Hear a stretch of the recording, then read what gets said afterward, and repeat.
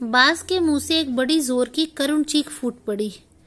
आह, काश मैं सिर्फ एक बार आकाश में उड़ पाता। बाज की ऐसी करुण चीख सुनकर सांप कुछ सिटपिटा सा गया। सिटपिटाना यानी घबरा सा गया।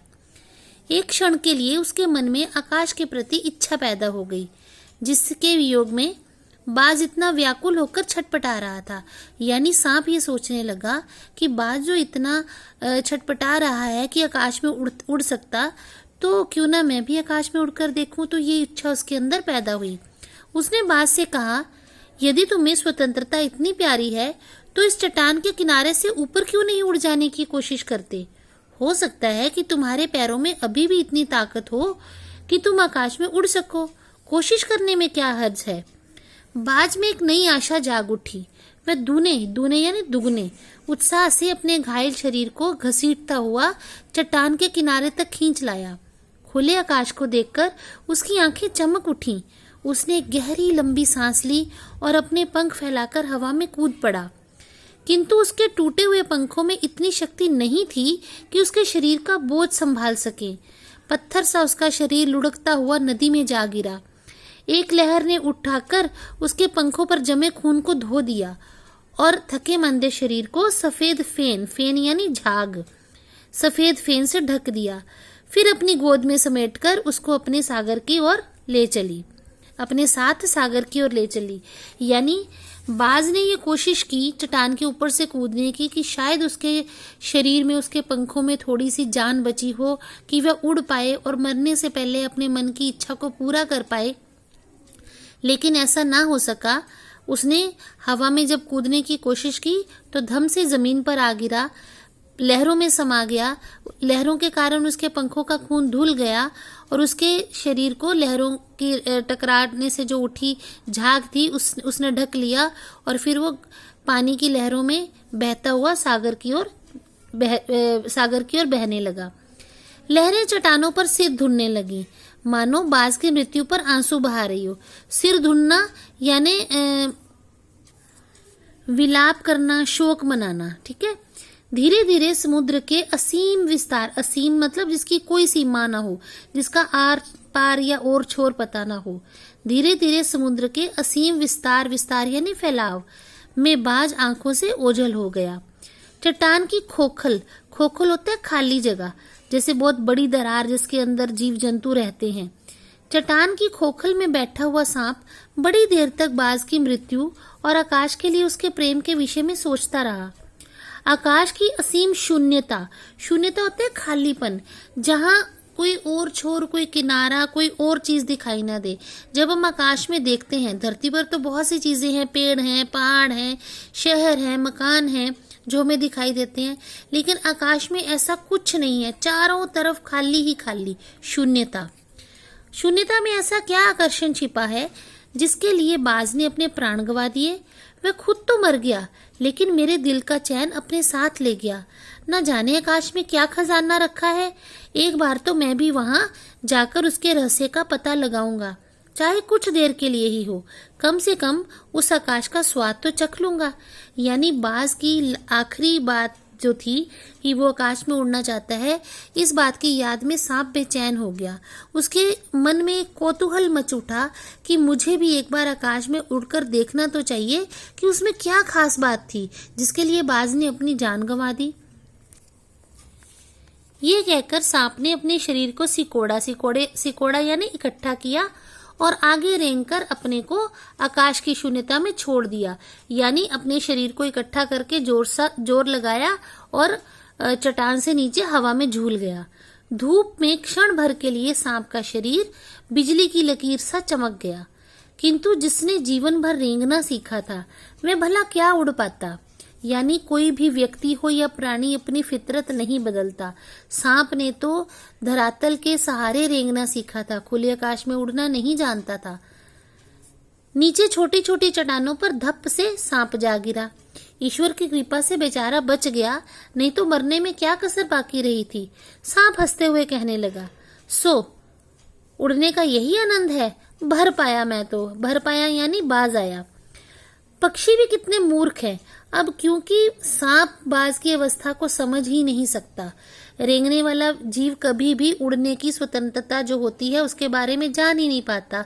तो उसकी आकांक्षा जो थी बाज की, मूर्खता लग रही है।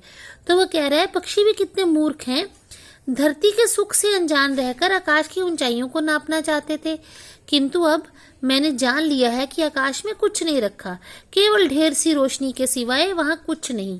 शरीर को संभालने के लिए कोई स्थान ही नहीं, कोई सहारा नहीं। वे पक्षी किस बूते पर इतनी डींगे हाँकते हैं? बूते यानी बल पर, किस आश्रय पर। डींगे हाँकना मतलब बड़ी बड़ी शेखियां मारना। किसके लिए धरती के प्राणियों को इतना छोटा समझते हैं? अब मैं कभी धोखा नहीं कहूंगा। मैंने आकाश देख लिया और खूब देख लिया। बाज तो बड़ी बड़ी बातें बनाता था, आकाश के गुण गाते हुए थकता नहीं था। उसकी बातों में आकर मैं आकाश में कूदा था। ईश्वर भला करे, मरते मरते बच गया। अब तो मेरी ये बात और भी पक्की हो गई है कि अपनी खोखल से बड़ा सुख और कहीं नहीं है। सांप की इस बात के माध्यम से, ये जो उसने कहा है कि अपनी खोखल से बड़ा सुख कहीं नहीं है, लेखक हमें सांकेतिक रूप में ये बताना चाहते हैं कि जो लोग अपनी जान माल की हिफाजत करते हुए अपने घरों में छिपे रहते हैं और जुल्म के खिलाफ आवाज नहीं उठाते हैं, वो केवल अपना बचाव करना जानते हैं और इसी में खुश हैं, जैसे कि सांप था। वो भला क्रांतिकारियों यानी बाज जैसे बहादुर लोगों के बारे में क्या जाने कि उन्हें क्या सुख मिलता है। चलिए सांप की बात करते हैं। अपनी खोखल से बड़ा सुख और कहीं नहीं है। धरती पर रेंग लेता हूँ, मेरे लिए ये बहुत है। मुझे आकाश की स्वच्छंदता से क्या लेना देना। स्वच्छंदता यानी खुलेपन, बेरोक टोक। ना वहाँ छत है, ना दीवारें हैं, ना रेंगने के लिए जमीन है। मेरा तो सर चकराने लगता है, दिल कांप कांप जाता है। अपने प्राणों को खतरे में डालना कहाँ की चतुराई है? यहाँ ये बात जो कही गई है, प्राणों में खतरे में डालना कहाँ की चतुराई है?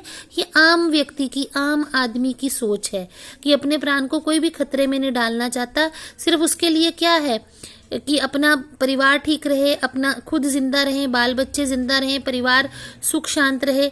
उनको क्या पता कि आज़ादी के लिए प्राणों को खतरे में डालना क्या होता है। तो ये बातें वो नहीं समझ सकते, आम लोग। सांप सोचने लगा कि बाज तो अभागा था। अभागा यानी भाग्यहीन, जिसने आकाश की आज़ादी को प्राप्त करने में अपने प्राणों की बाजी लगा दी। किंतु कुछ देर बाद सांप के आश्चर्य का ठिकाना नहीं रहा। उसने सुना चट्टानों के नीचे से एक मधुर रहस्यमय गीत की आवाज उठ रही है। पहले उसे अपने कानों पर विश्वास नहीं हुआ, किंतु कुछ देर बाद गीत का स्वर अधिक साफ सुनाई देने लगा। वह अपनी गुफा से बाहर आया और चट्टान के नीचे झांकने लगा। सूरज की सुनहरी किरणों से में समुद्र का नीला जल झिलमिला रहा था। चट्टानों को भिगोती हुई समुद्र की लहरों में गीत के स्वर फूट रहे थे। लहरों का ये गीत दूर दूर तक गूंज रहा था। सांप ने सुना लहरें मधुर स्वर में गा रही हैं। हमारा ये गीत उन साहसी लोगों के लिए है जो अपने प्राणों को हथेली पर रखे हुए घूमते हैं। चतुर वही है जो प्राणों की बाजी लगाकर जिंदगी के हर खतरे का बहादुरी से सामना करे। ओ निडरबाज, शत्रुओं से लड़ते हुए तुमने अपना कीमती रक्त बहाया है, पर वह समय दूर नहीं है जब तुम्हारे खून की एक एक बूंद जिंदगी के अंधेरे में प्रकाश फैलाएगी और साहसी बहादुर दिलों में स्वतंत्रता और प्रकाश के लिए प्रेम पैदा करेगी। तुमने अपना जीवन बलिदान कर दिया, किंतु तुम फिर भी अमर हो। जब कभी साहस और वीरता के गीत गाए जाएंगे, तुम्हारा नाम बड़े गर्व और श्रद्धा से लिया जाएगा। हमारा गीत जिंदगी के उन दीवानों के लिए है जो मर कर भी मृत्यु से नहीं डरते। यानी लहरों ने अपने गीत को समर्पित किया उस दीवाने बाज के लिए, उस बहादुर बाज के लिए जिसने बड़ी वीरता से आकाश की स्वच्छंदता को प्राप्त करने के लिए अपने प्राण त्याग दिए थे। ऐसे ही हमारे जो समाज है वो अपना जीवन बलिदान करने वाले अमर व्यक्तियों को नहीं भूलता, उनका नाम हमेशा याद रखता है, उनकी वीरता के गीत बड़े गर्व और श्रद्धा से गाता है। तभी लहरों ने कहा कि हमारा जो गीत है जिंदगी के उन दीवानों के लिए है जो मृत्यु में अपनी जिंदगी को खोजते हैं, यानी जो मरकर भी मृत्यु से नहीं डरते। लेखक के कहने का अर्थ है जो देश के लिए अपने प्राण गंवा देता है, अपनी जान की बाजी लगा देता है, उसका नाम देश के इतिहास में हमेशा अमर हो जाता है और लोग सदियों सदियों तक उसे याद रखते हैं, उसका नाम बड़े गर्व और श्रद्धा से लिखते हैं, उसके प्रति अपना शीश झुकाते हैं और उसकी बहादुरी के किस्से पीढ़ी दर पीढ़ी सुनाते रहते हैं। इसी के साथ हमारा ये अध्याय समाप्त होता है। बच्चों, मुझे उम्मीद है कि आपको ये अध्याय पसंद आया होगा। धन्यवाद।